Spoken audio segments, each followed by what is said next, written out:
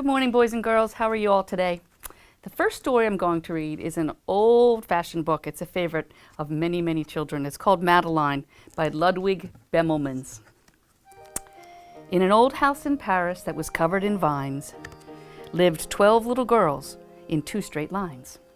In 2 straight lines, they broke their bread and brushed their teeth and went to bed. They smiled at the good and frowned at the bad. And sometimes they were very sad. They left the home at 9:30 in 2 straight lines, in rain or shine. The smallest one was Madeline. She was not afraid of mice. She loved winter, snow, and ice. To the tiger in the zoo, Madeline just said pooh-pooh.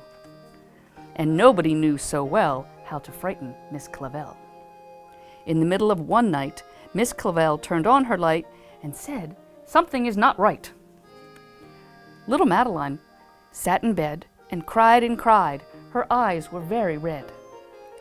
And soon after Dr. Cone came, he rushed out to the phone and he dialed DAN ton 106. "Nurse," he said, "it's an appendix." In a car with a red light, they drove out into the night. Madeline woke up 2 hours later in a room with flowers. Madeline soon ate and drank, and on her bed there was a crank. And a crack on the ceiling had the habit of sometimes looking like a rabbit. See, that looks like a rabbit. One nice morning, Miss Clavel said, "Isn't this a fine day to visit Madeline?" Tiptoeing with solemn face, with some flowers and a vase, in they walked and then said, "Ah," when they saw all the toys and candy and the dollhouse from Papa. But the biggest surprise by far, on her stomach was a scar. "Goodbye," they said, "we'll come again," and the little girls left in the rain. They went home and broke their bread, brushed their teeth, and went to bed.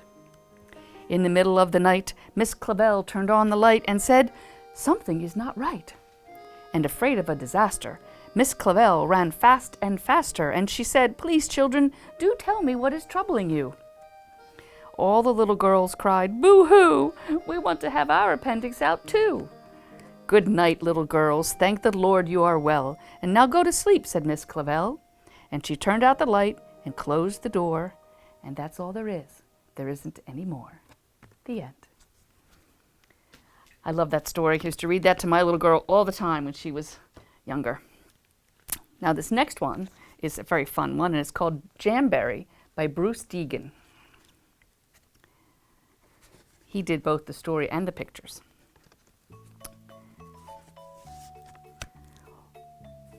One berry, 2 berry, pick me a blueberry.